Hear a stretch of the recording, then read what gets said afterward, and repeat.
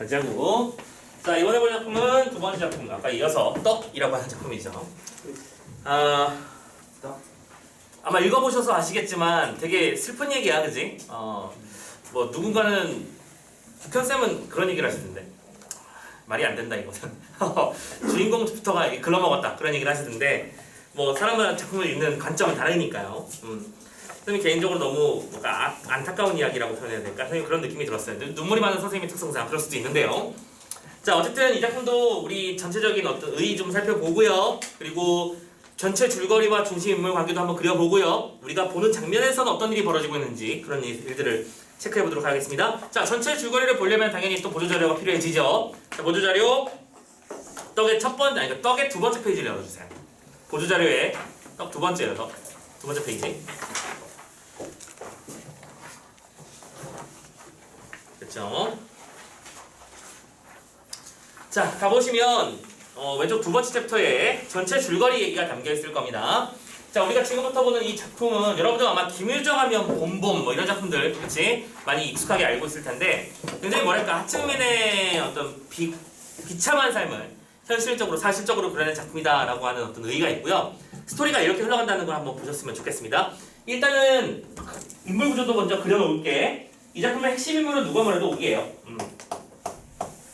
근데 이 오기가 그 어린 여자아이입니다. 근데 어린아이인데 그러니까 먹을 게 너무 없는 거야. 자, 거기 보시면 이제 맨 처음에 덕희라고 나올 거예요. 그죠? 덕희. 그리고 덕희와 덕희 척 안에 이 둘 사이에서 이제 오기가 살고 있는데 자, 앞부분부터 읽어보자. 오기의 아버지인 덕희는 동네에서 제일 가난하고 게으른 사내로 배가 고프다고 칭얼대는 자신의 어린 딸 오기를 미워하고 구박합니다. 심지어 때려요. 전형적으로 천벌 받을 놈이죠, 그죠? 그러면서 오기를 막 두들겨패면서 시끄럽다고 울지 말라고 이렇게 막 두들겨 패는 장면이 나오죠. 자, 그러고 있는데 눈이 쌓인 어느 겨울날 나무값이 부쩍 오른 일이 벌어집니다. 그래서 덕희는 나무찜을 지고 읍내로 가게 되는데요. 오기는 아버지가 읍내로 간 다음에야 겨우 죽 한 그릇을 얻어먹는 데 성공하지만 결국에는 그것만으로 부족해져. 어린아이가 연명을 해야 되는데 죽 한 그릇 먹고 어떻게 힘이 나겠어, 그렇지? 보통 우리 어릴 때는 그런 표현도 하잖아. 돌멩이도 씹어먹는다는 표현을 하죠. 한참 뭐 식욕이 왕성하고 그럴 때잖아. 자, 그런데 그런 상황에서 여기 이제 개똥이네 얘기가 나올 텐데 자, 개똥이까지 한번 해버릴까? 아니야, 이건 본문에 다 나오니까 선생님이 그때 본문에서 정리를 해드릴게요. 그냥 차라리. 자, 오기가 동네 부잣집 전체에 따라가게 됩니다. 개똥이네한테라서요. 그래서 따라갔는데 얘가 약간 걸신 들린 그런 느낌으로 막 허겁지겁 막 음식을 먹기 시작하니까 주변에 있는 애들이 약간 우리 그런 거 있잖아. 쟤 너무 쟤 꼴 좀 봐. 쟤 보기 싫지 않니? 하면서 막 뒷담화 까는 전형적인 그러니까 왕따시키는 그런 모습이 나타나기 시작해요. 그래서 사람들에게는 비난과 놀림의 대상이 되죠. 근데 그 집에 이제 잔치집에 작은 아씨는 이 아이가 불쌍해서 뭐 밥도 한 그릇 내주고 또 떡도 한 번 내주고 하면서 이것저것 먹을 걸 잔뜩 주죠. 그런데 오기는 너무 많은 음식을 먹은 나머지 탈이 나서 고통스러워하는데 부모라는 존재는 치료나 할 생각은 안 하고 봉구라고 하는 점쟁이를 불러다가 참고로 이 덕희의 친구입니다. 친구를 불러다가 병을 읽게 합니다. 그리고 귀신 잡아야 된다고 귀신을 잡으면 나을 거라고 얘기를 하죠. 이 와중에 오기는 얼굴이 노랗게 질리고 핏기가 뻗었다가 침을 맞고 나서야 포대기 속으로 똥을 갈기고 겨우 생기를 되찾으면서 작품은 그렇게 마무리가 된다라고 생각하시면 되겠고요. 일단은 그래서 이 장면의 특징들을 보면 이 덕희나 처 그리고 나는 여기다 드릴게요. 이건 서술자니까요. 파란색 어디였어? 잠깐만. 파란색 어디니? 여기다. 서술자가 있죠. 그리고 동네 아낙들. 그리고 아까 이름이 뭐였지? 별로 중요한 인물은 아니지만 그래도 써놔야지. 봉구죠. 봉구. 봉구는 밥버거를 해줘야 되는데 참. 아무튼 간에 자, 지금 여기 나오는 오키라는 인물을 대상으로 해서 모든 인물들이 이 오기에게 그렇지? 뭐 친절하게 굴거나 긍정적으로 굴지 않습니다. 덕희라고 하는 아버지는 폭력을 행사하고요. 덕희의 참고로 그나마 오기가 아플 때 어쩔 줄 몰라 하게 하면서 안타까워하고 슬퍼하는 인물이긴 합니다. 근데 어쨌든 저 역시 딱히 대응을 할 수 있는 방법은 없습니다. 대응 수단이 없어요. 동네 안악은 이들은 무슨 비아냥거리기 바쁘고요. 봉구는 전혀 엉뚱한 뭐 귀신 잡는다라는 소리를 하면서 뭐랄까 구세대적인 가치관을 보이죠. 결국 이 오기라고 하는 인물이 뭐라고 해야 돼? 이거 먹방을 찍는다고 해야 돼. 여러분 쯔양 같은 애들 보면 TV 나오는 입 짧은 햇님이가 그런 사람도 있긴 하더라. 보면 정말 저래도 되나 싶게 먹잖아, 그치? 근데 우리가 그걸 특이하다고 보는 이유는 그걸 소화할 수 있는 능력이 특별하게 그 사람에게 있기 때문인 거 아닐까? 그렇잖아. 우리 그거 흉내도 못 내잖아요, 그죠? 무슨 라면 6봉지를 끓이더니 이게 에피타이저라며 먹기 시작하더니 그 다음에는 이제부터 삼겹살을 구워보겠습니다 시작하는 거야. 약간 놀랍던데 그런 일이 벌어지는 세상이더라고요.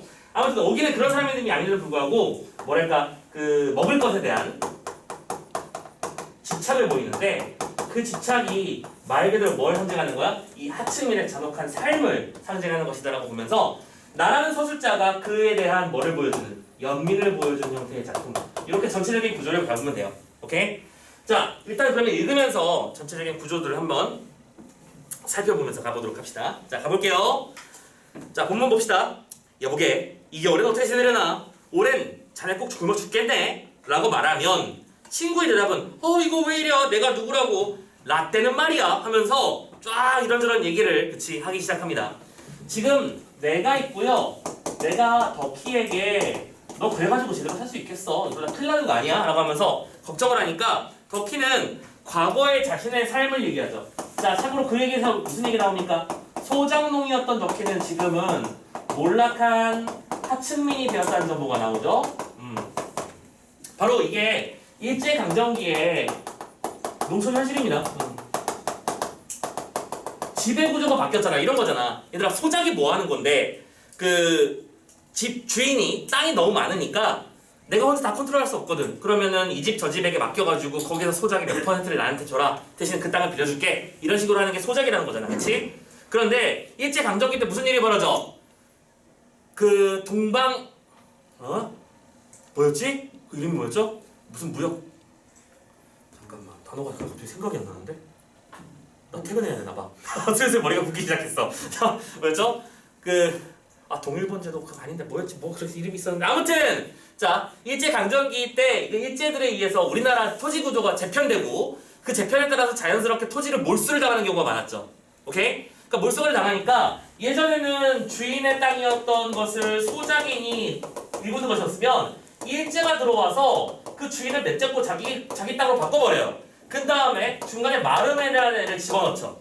오케이? 그리고 마름들은 이 일제에 충성하면서 소장인들을 자기 멋대로 휘어잡아요. 오케이? 자신한테 조금 더 많이 주는 애, 자신한테 뇌물을 갖다 바치는 애 그런 사람들한테 소작을 주는 거거든. 그러면 정직하게 소작하는 애들은 다 쫓겨나게 되는 셈이고 그죠? 잘 보이려고 살살 되는 애들만 소작을 할 수 있게 되는 거죠. 즉 여기서 소작이 마름이라는 존재나 일제강점기에 있던 뺏겨버리는 그 토지 때문에 한 단계를 더 건너뛰면서 중간에 엄한 나쁜 일 하는 애들만 잔뜩 배를 불리게 되고 진짜 소작놈들은 정말 이제 그 소작하던 땅까지 뺏기면서 할 일을 잃어버리게 되는 그런 상태를 말하고 있는 거다라고 생각하면 되는 거야. 알겠지? 그러니까 덕희는 무조건적인 비판의 대상이라고 보기보다는 일제강점기에 어떤 피해받은 소작농의 현실을 상징하는 존재다. 이렇게 생각하면 되는 거야. 됐죠? 자 아무튼 그러나 업신맞는 데는 약이 올라서 자네들은 뭐 상부른가? 하고 낯을 불키다가는 풀밭에 슬며시 쓰러져서 또 으르러지게 아리랑 타령을 하고 있습니다. 자 덕희가 하는 행동은 뭐냐면 그런 상태에서도 뭐 하고 있어요? 그런 상태에서 자기 상징적 소재는 뭔데? 아리랑 부르고 있어. 아리랑. 그러니까 뭐야? 노래나 부르고 있다고요. 지금 현실에 대응해서 뭐 공사판 일이라도 한번 띄워봅시다. 혹은 몸 쓰는 일을 가지고 뭐라도 돈을 벌어봐야겠어라고 생각하는 게 아니라 방법이 없잖아 하면서 노는 거예요. 그렇죠? 노는 거밖에 안 하고 있습니다. 그러니까 내 생각에 저것도 사람이라니 할 수밖에. 재미난 표현이죠. 이러한 덕희를 바라보면서 내가 생각하면서 이런 말을 합니다. 저것도 사람이려니. 이런 거 집중해야 돼요, 얘들아. 그럼 왜 이걸 파란펜으로 쓴지 이해를 잘 잡아야 돼. 얘들아, 요즘 문제 트렌드가 뭐라고? 서술상 특징 문제를 잡는데 그게 작품 전체의 특징을 물어보는 게 아니라 특정한 요 부분의 특징 이렇게 묻는 것들이 많아지고 있다고 했었죠. 지금 이 장면은 뭐 하는 거야? 지금 얘가 하고 싶었던 기본적인 마음속의 어떤 태도는 덕희를 비아냥거리고 싶은 거야. 아이고 인간아 그래가지고 되냐? 이 생각을 하고 있는 거잖아, 그치? 근데 뭐래? 저것도 사람이려니 라고 했어요. 뭐요? 저것도 사람은 사람이니까 라고 말하는 중인데 실은 너는 인간이 아닌 분이다 그 말하고 싶은 거잖아 지금, 그치? 그럼 속마음과 반대되는 표현이 뭐예요?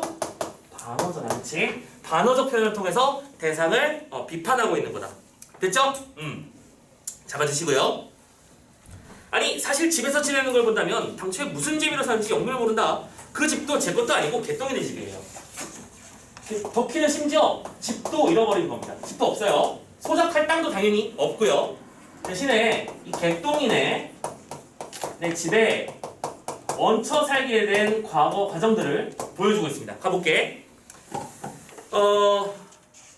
원체 식구라야 몇 사람 안 되고 또 거기다가 산 밑에야 외따로이 떨어진 집이라 건너방에 사람 좀 들이면 호젓할까 하고 빌린 것이다. 자, 어휘력이 필요하네요. 호젓한 건 뭐 한 거죠? 호젓한 게 뭐 한 걸까요? 여기서 뭐 의젓하다 뭐 이딴 생각하셨다면 지금 큰일 난 겁니다. 호젓한 거는 외롭다 쓸쓸하다야. 외롭다 쓸쓸하다의 개념입니다. 그러면 문장을 잘 봐. 지금 이건 누구에 대한 얘기인 거야? 개똥이네에 대한 얘기를 하는 거야. 오케이? 왜 개똥이네가 이 덕희네 집을 집 안으로 들였는가?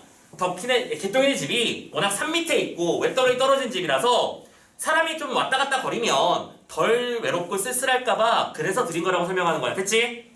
문장 독해 잘하세요. 오케이? 독해가 좀 필요합니다. 그래서 빌려달라는 거야. 빌려준 거야. 물론 그때 덕희도 방을 얻지 못해서 비대관관로 이런 것도 뒤에 또 나와 있으니까 넘어가.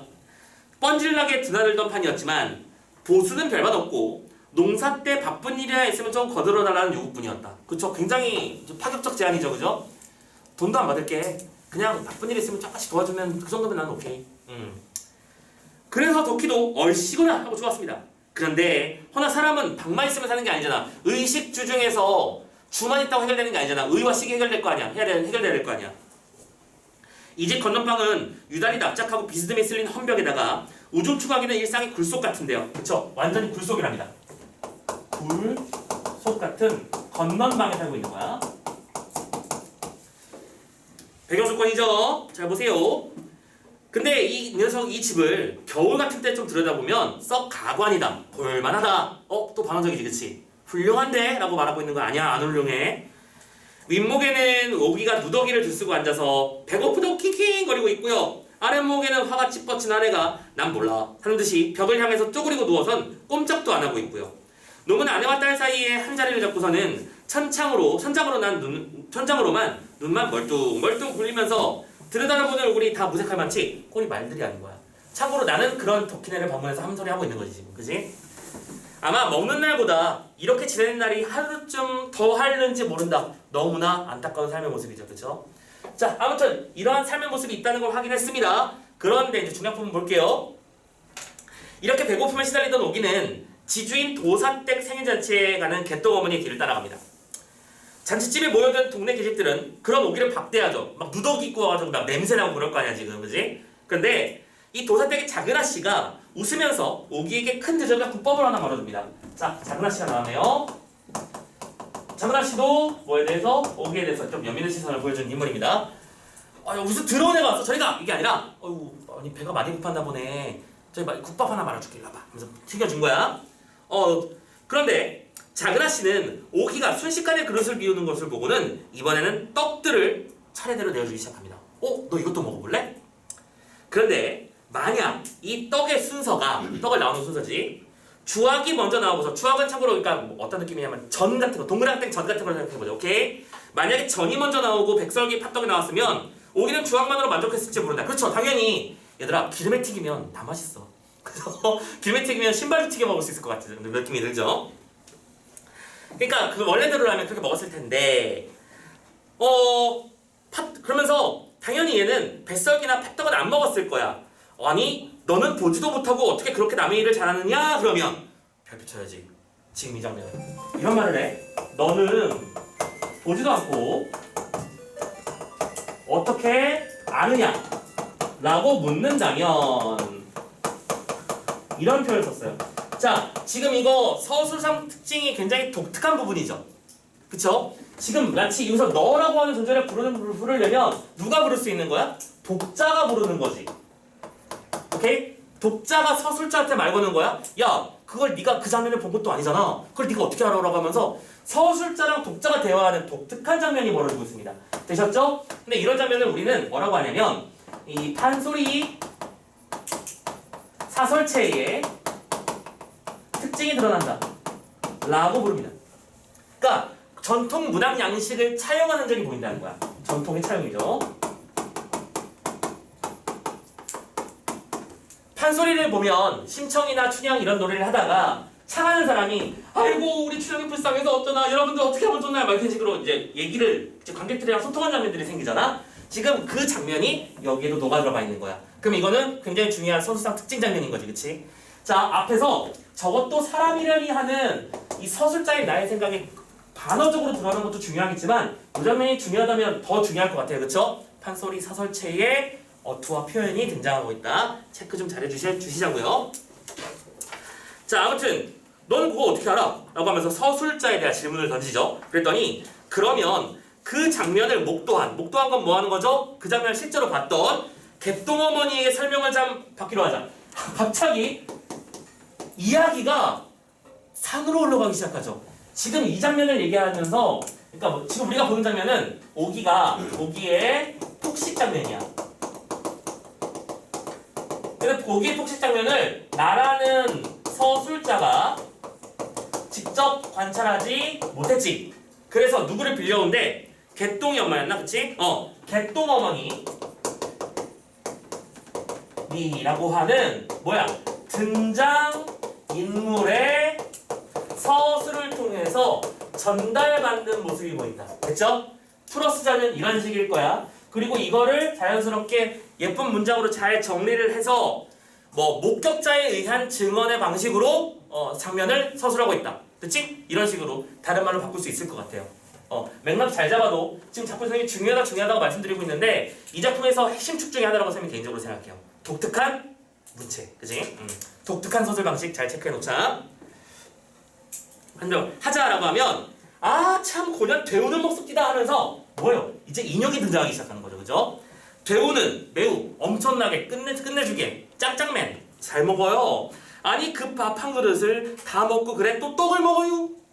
아니 그게 배때기지 주악 먹을지 주악이 아까 뭔지 알았지? 그치 이제 지금 뭘 먹은 거야? 국밥 한 그릇 말아 먹고 어린애가 얘들아 어린 여자애가 국밥 한 그릇 말아 먹으면 배 불러 터질 거야 아마. 근데 지금 얘에게는 식욕밖에 없어, 그죠? 그러니까 떡이 나오니까 떡 먹어. 떡 다음에 또 이제 기름에 튀긴 음식이 나오니 오 저것도 먹어야 돼 하면서 저것도 먹고 있는 거야 지금. 주악을 먹는데 나는 이제 죽나보다 그래 휴. 물 안 먹으면 안 처먹고 꼬깃꼬깃 씹어서 꼴딱 삼키는데 눈을 요렇게 딥쓰고 꼴딱 삼키띠다. 이게 사람이야. 나는 간이 콩알만 해줬지 꼭 죽는 줄 알고. 오케이. 근데 지금 잘 봐봐. 개똥이 어머니 서술을 가만히 살펴보면 어떤 느낌이 들어? 객관적인 입장이 맞아? 객관적일까? 아니야. 상당히 주관적이다니? 그 주관적이라고 판단할 수 있는 근거가 되는 구절은 어느 부분일까? 예를 들어 물 한 모금만 처먹고 라는 표현이라든가, 그치? 또 소름이 끼칩니다. 이런 식의 말을 했어. 그러면 이 개똥이 어머니 역시 오기에 대해서 연민하는 인물이야? 비아냥거리는 인물인 거야? 비아냥거리는 인물이지. 그치? 오기에 대해서 부정적 평가를 하는 인물인 거야.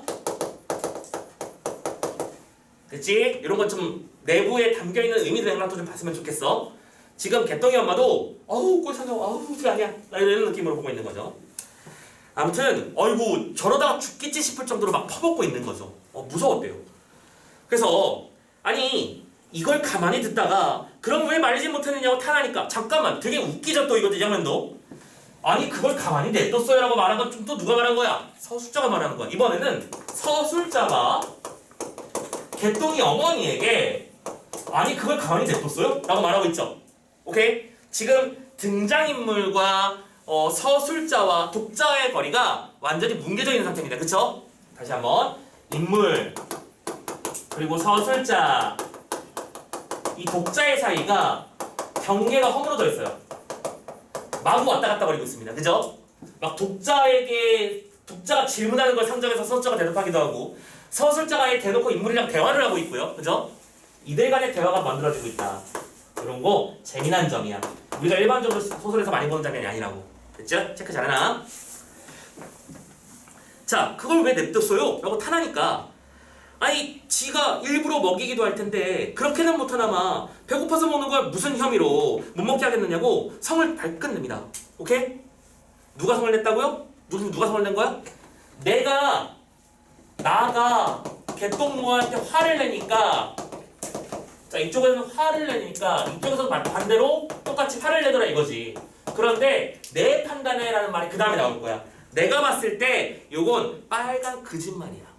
오케이? 서술자가 심지어 인물을 뭐 하고 있어? 인물을 판단하는 모습을 보여주고 있습니다. 그죠? 판단은 우리한테 맡기지 않습니다. 그냥 객관적인 전달자에 멈추지 않았어요. 의도적으로 작품 속에 침투해서 인물들을 평하고 있습니다. 이게 바로 판소리 사설체에 나타나는 서술자의 특징이기도 하죠. 됐죠? 자, 계속 가볼게. 시도 다른 계집과 마찬가지로 마루 끝에 서서 아이고 잘 먹는다 잘 먹는다 하면서 이렇게 여러 번 칭찬하고 깔깔대고 했었습니다. 그럼 여기서 깔깔대면 뭐 하는 거죠? 비아냥거리는 거죠? 그랬으면 틀림없는 거야. 오기 봉변은 여지껏 동리의 한 이야기가 되어 있어. 지금까지도 이건 전설적인 이야기야. 할 일이 없으면 계집들은 몰려 앉아가지고 그때 일을 찢고 까불고 서로 떠들어댑니다. 또 이것도 서술자가 보는 불편함의 시선이죠. 그죠? 오기의 모습을 보고 안타까워하거나 불쌍해하는 사람도 없고 아이고 저거 봐 이러면서 까고만 있어요. 그러면서 그리고 오기가 마땅히 죽어야 할 걸 그래도 살아난 것이 퍽이나 이상한 모양이다. 뭐요? 인물들을 완전히 깎아내리고 있습니다. 서술자가 등장인물을 평가하고 있는 중이에요. 계속 보입니다. 아니 하지만 처음부터 짜장이 무슨 뜻이에요? 이게 뭐 이렇게 많이 나오냐 여기. 잠깐만 짜장 무슨 뜻이야? 과연 참고로 얘들아 짜장 정도의 단어는 많이 나온 단어니까 알아두자. 과연이란 뜻이야. 아니 처음부터 과연 가슴을 찌인 것은 그래도 오기 어머니 하나뿐이지. 아파서 들어누웠다가 방으로 들어오는 오기를 보고 그만 벌떡 일어났어. 참고로 어머니 그냥 오기 엄마도 아파요. 참고로 아니 집에서 사는 환경이 곰팡이와 함께하고 있잖아. 그렇지? 그래서 냉증이라는 걸 알거든. 계속 그래서 뭐랄까 온몸이 차갑고 저리는 증상 같은 걸 말하는 거야. 눈물도 많아지고요. 아무튼 자기가 아파서 맨날 누워있는데 오기가 시름시름하면 들어오잖아. 근데 시름시름한데 애가 배는 산만해. 그치? 이상하겠지? 자 그래서 벌떡 일어나서는 왜 배가 이 모양이야? 하고 물으니 대답은 없고 가만히 방방에 가서 눕더란다 라는 말 보이나요? 역시 이번에도 옆에서 지켜보는 느낌 살려주고 있습니다. 그죠? 그 배를 건드리지 않도록 반드시 눕는데 아이고 배야 소리를 복고개가 터지라고 너지르며 냉골은 차가운 방바닥이라는 뜻이죠. 차가운 방바닥에서 이리 떼굴 저리 떼굴 그러면서 혼자 법석입니다. 그러나 뺨 위로 먹은 것을 꼬약꼬약 도르는 건 뭐 하는 걸까요? 뱃속에 있는 어떤 음식물들을 돌려놓는 거니까 오바이트 토하는 거죠. 도르고는 필경 까무러쳤으리라 다 예측하고 있죠. 지금 이 작품의 재미난 지점은 서술자가 사건을 직접 관찰하지 못한 것으로 판단하고 있는 중이라는 거야. 그치? 그럼 당연하지. 작품 속에서 내가 덕희 친구기도 하고 항상 덕희네 집에 가서 덕희가 어떻게 사나 지켜보는 건 아니잖아. 그치? 종종 그만 쳐. 어떻게 하네? 자, 이렇게 하면서 까무러쳤으리라라고 하는 무슨 진술? 추측의 진술을 쓰고 있다. 그럼 이것도 뭐가 되는 거야? 또 서술사 특징이지. 정말 많죠, 그죠? 추측의 진술을 사용하거나 인물과 독자의 경계가 무너졌다거나 판소리 사설체의 특성이 나타난다거나 인물에 대한 주관적 평가를 사용한다거나 이런 것들이 전부 다 출제 요소가 될 수 있을 것 같아요. 됐죠? 계속. 자, 얼굴이 해석해지며 사지가 늘어져 버립니다. 기절한 거겠죠? 이 서술의 어머니는 그 표현대로 하늘이 무너지는 듯 눈앞이 캄캄했다고요. 그의 표현대로라는 말이 있어. 그러면 이 얘기는 뭐예요? 나중에 이 이야기를 전달받았다는 얘기겠죠. 그죠? 그때 내가 큰일 나는 줄 알았어요. 그는 딸을 붙들고는 자기도 어이구머니하고 울음을 놓고 이를 어째 하면서 몇 번 소리를 치다가 아무도 도와주는 사람이 없지. 그러니까 곤들박질하면서 밖으로 나왔어. 그의 생각에 급증, 위급한 증세 이걸 돌리려면 점쟁이를 부르는 수밖에 없다. 자, 점쟁이 역시 구세대적 가치가 하나라고 얘기했었죠 아까. 방법을 모르는 거야. 하긴 옛날에는 지방마다 모든 집마다 이렇게 의원 같은 게 있진 않잖아요. 그죠? 요즘에는 여러분들 생각해봐라. 어디 한 군데 아프다라고 하면 자기 집 근처에도 병원 있잖아요. 그치? 조그만 의원들이 있을 거고요. 약국 다 있고요. 조금만 더 중간에 좀 많이 아프다 싶으면은 뭐 세브란스 가고 이렇게 하잖아. 큰 병원. 진짜 우리나라 의료 체계 하나는 진짜 짱 잘 돼 있어요. 그죠? 근데 옛날에 그게 한 게 아니었다고. 그냥 답이 없어요. 그러니까 물론 대낮부터 불 두드려가며 병을 잃기 시작합니다. 점쟁이 말을 들어보면 과식했다고 죄다 일해서는 살 사람이 없지 않겠느냐고. 이것은 음식병이 아니라 늘 따르던 동자상문이 어떠다 덮여서 이를테면 귀신노름이라는 해석이야. 그러니까 뭔 소리야? 지금 이건 누가 해준 얘기야?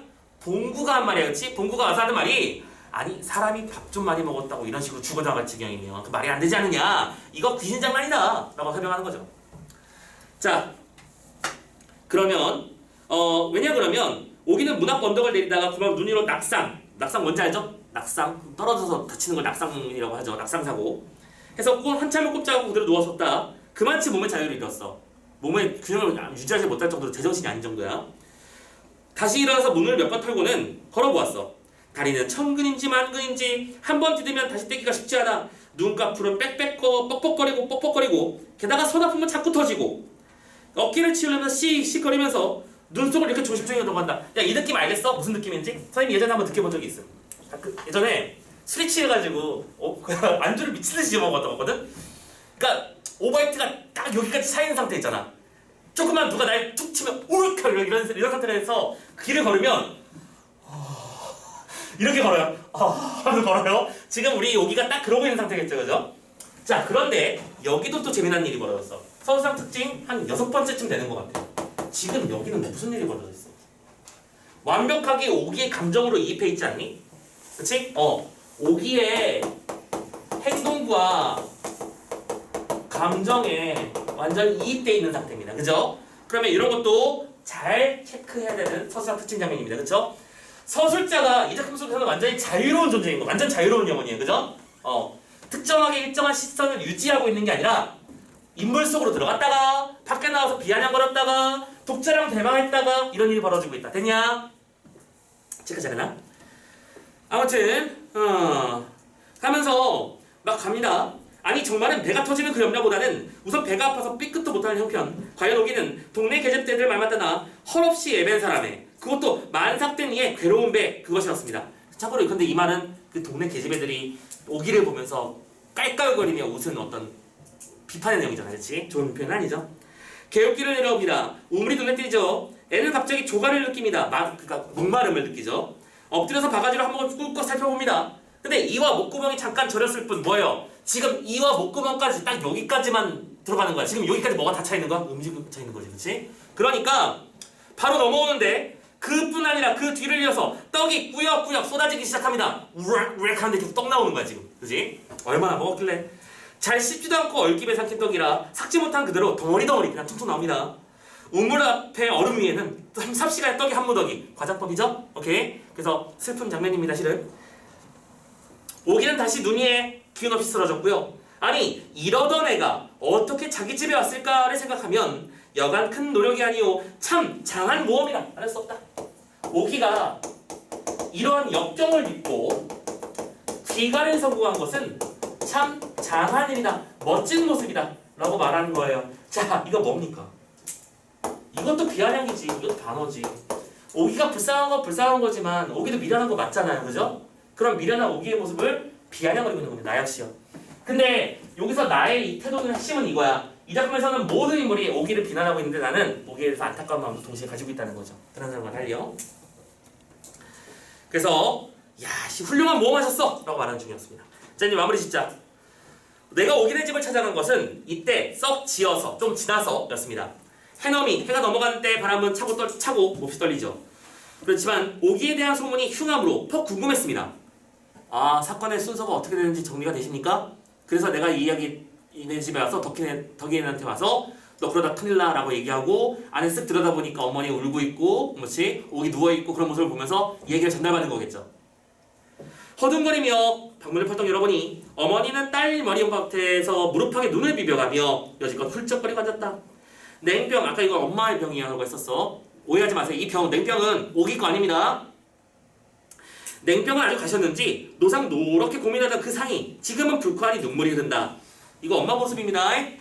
그리고 놈, 덕희는 아주 쭈그리고 앉아서는 나를 보고도 인사도 안 해. 팔짱을 떡 찌르고는 벽을 뚫어보면 무슨 결기나 먹은 듯 바로 위협을 보이고 있습니다. 오늘 일찍 나온 거 보니까 나무도 잘 판 모양이네. 나무를 잘 팔았다는 얘기는 요즘 나무값이 좀 제법 잘 쳐져서 겨울이 추워지면 추워질수록 땔감의 가치는 높아지겠지. 그래서 높은 값으로 잘 치르고 왔나봐. 얼마 후 놈은 옆으로 고개 쓱 돌리더니 여보게 정말 죽진 않겠나? 하고 물으니까 봉구는 눈만 끔뻑끔뻑 하더니 죽기는 왜 죽어? 한나절 동안 경을 걸던데 하고는 자신이 있는 듯 없는 듯 얼치기 대답이다. 얼치기 무슨 뜻이에요? 얼치기 어중간하다는 뜻입니다. 이도저도 아니다 라는 뜻입니다. 얼치기 대답을 하고 있습니다. 자기도 자신이 없는 거죠. 그죠? 자, 이런 장면이 나타나 있는 작품이었습니다. 되게 뭐랄까 가슴 아픈 내용이죠. 그죠? 결론적으로 따져봤을 때 완전히 모든 것이 비극의 덩어리입니다. 덕희는 무능해져 버렸고 처는 아프고 그런 가족 속에서 오기는 배고파 죽겠고 그런 사람들을 보면서 다른 사람들은 비아냥거리기 바쁘고 뭐라고 하고 있고요. 뭔가 제대로 된 삶의 모습이 보이지 않는 너무 안타까운 일제강점기 사람들의 삶의 모습을 그린 작품이다. 이렇게 정리하시면 되겠어요. 됐지요? 자, 아무튼 여기까지 봤고 일단은 이 문제 1번 있잖아. 1번은 별표 잘 쳐놓으세요. 아까 선생님이 말씀드렸지만 이 작품에서 굉장히 특이점이 잘 많이 보이는 게 바로 이 서술상 특징이 버라이어티하다는 점이거든. 그거 가지고 문제 만든 겁니다. 자, 1번은 좀 풀고 갈게요. 적절하지 않은 거 찾는 겁니다. 자, 이 작품의 서술자는 작중인물입니다. 맞죠? 당연히 나니까 작품 속 인물이죠. 그래서 자신이 목격한 것과 그에 대한 주관적 판단을 전달하지만 종종 시점의 제약을 넘어서 말하기도 하죠. 아까 말씀드렸던 이런 장면이잖아. 그렇지? 이런 장면. 다른 작중인물의 말을 인용하는, 여기서 말하는 게 누굴까요? 개똥이 엄마인 거 눈치챘습니까? 그죠? 다른 작중인물의 말을 인용하는 형식을 취해선 직접 목격하지 못한 사건에 대해서 말하기도 하고 또 나아가 전지적인 관점에서 인물의 외향이나 행동, 세부 양상, 내면 심리 이거 무슨 말 하는 거겠니? 이거 어디 갔어? 요 장면이잖아. 그치? 느낌 빠오시죠? 이런 장면 얘기하는 거구나 라고 언급하거나 또 독자의 작품 속에 끌어들여서 그 반응을 가져가서 진술을 이어가기도 하는 요거 장면. 그치? 지금 우리가 다 짚었던 그 장면들이야. 그치? 이어가기도 하는데 바로 이런 다채로운 서술 방식. 이거 한마디로 이렇게 묶어버렸네요. 다채로운 서술이다 라고 했죠. 이 방식은 사건의 전모는 모든 모습이라는 뜻이죠. 모든 모습을 아주 현장감 있게 보여주는데 기여한다 라고 되어 있습니다. 그러면 결국에 이 작품, 이 문제의 의도는 이 작품에 존재하고 있는 이 다양한 표현상 특징 요소들을 정리해서 한번 풀어봐 라고 하는 얘기네요.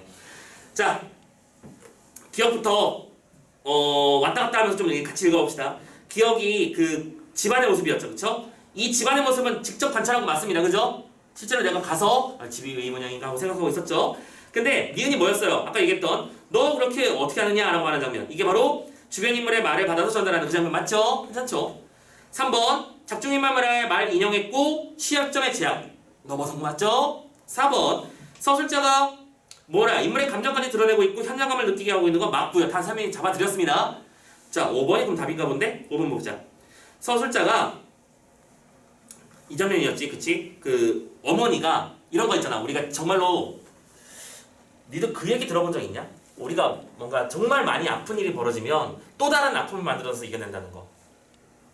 오케이? 그러니까 이런 거 있잖아. 왜 치료할 때 있잖아.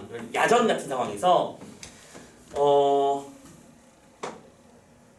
예를 들어 다리를 잘라야 되는 상황이라고 생각해보자. 지금 응급처치를 해야 돼. 도끼를 찍어서 잘라내야 돼. 그런 급박한 상황이야. 그러면 보통 그럴 때 자 기다려 하나 둘 하면 긴장돼서 못해요. 그죠? 그러니까 보통 사람들이 많이 취하는 방법이 뭐 영화 같은 데 보면 이런 일들 많이 하잖아. 전혀 다른 데는 겁나 아프게 하는 거야. 그치? 첫 번째 일단 술 같은 게라도 있으면 술 터먹여가지고 제정신이 아니게 하면서 그냥 잘라버리거나 하는 방법이 있는데 뭐 전쟁 중에 무슨 술 가지고 들고 다녀. 그지? 불가능하잖아. 그러니까 막 옆에서 막 팔을 비틀어 버리는 거야. 팔을 비틀어가지고 뽀뽀할 듯이 막 당기면 아프잖아. 으악 하는 사이에 잘라버리는 거야. 그런 식으로 그러니까 일부러 이제 충격을 옮겨주는 거죠. 그런 경우도 종종 있긴 한데 뭐 어쨌든 간에 지금 여기서 뭐랄까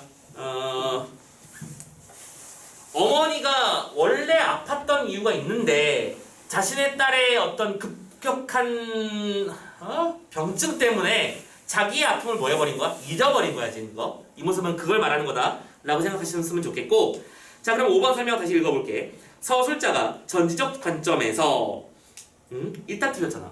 너무 쉽지 그치? 문제는 쉽다니까? 이 지문은 지금 전지적 시점이 아니야. 냉병은 아주 가셨던 건지 눈물이 흐르고 있대요. 가셨다고 판단하는 건 그러니까 냉증이 아주 이제 사라졌다는 뜻이죠. 사라진 것인지 뭔진 모르겠지만 아무튼 눈물 흘리고 있다라고 얘기하고 있는 거잖아. 그치? 그러니까 이 부분은 전체적이지 않고 1인칭적인 시점을 유지하고 있는 겁니다. 그죠? 그런 시점에서 인물의 외양이 변화한 양상과 변화한 이유를 언급하다. 인물의 외양의 변화, 변화라고 말하기 좀 어렵지 않냐? 아픈 게 가셔있는 모습을 보여줬다라고 하는 게 외양이 바뀌었다고 말하진 않잖아. 그치? 그냥 싸그리 다 잘못됐군요. 그럼 너무 쉽게 5번 잡을 수 있을 거라고 봐. 그치? 자, 1번 문제에서 솔직히 너무 중요한 이 작품에서 되게 가장 재미나고 버라이어티한 것들을 언급을 다 해버려서 만약에 이 작품이 연기 작품으로 등장한다면 할 말이 좀 많이 줄어드는 효과도 있지만 또 다른 장면에서도 또 비슷한 일들이 벌어질 거라고 생각하시고요. 자, 2번 문제 굳이 안 풀게요. 왠지 알겠지? 근데 2번 문제가 왜 있는지는 이해하세요? 어쨌든 소설이야. 소설이니까 인물사건 나온다. 됐지? 다음 3번 문제 역시 우리 일제강점기의 특성에 대한 얘기를 하면서 그것을 지문과 연결하는 굉장히 클래식한 문제야. 그죠? 많이 보아하는 형태의 보기 레벨이라서 이것도 역시 굳이 설명하지 않겠습니다. 넘어갈게요. 문제 풀어서 잘 대응해 주시고요. 뭐 혹시 질문 있으면 선생님한테 개인적으로 오시면 됩니다. 아시겠죠? 자, 오케이. 여기까지 해서 현대소설 마무리 했습니다. 자, 그럼 이제 극수필로 넘어가야 되는데 오케이. 아이씨, 오늘 극수필 2번까지 다 못 끝내겠는데 1번까지만 합시다. 자, 잠깐만 한숨 돌리고 뒤쪽에 흥보가 본 다음에 마무리 지을게요.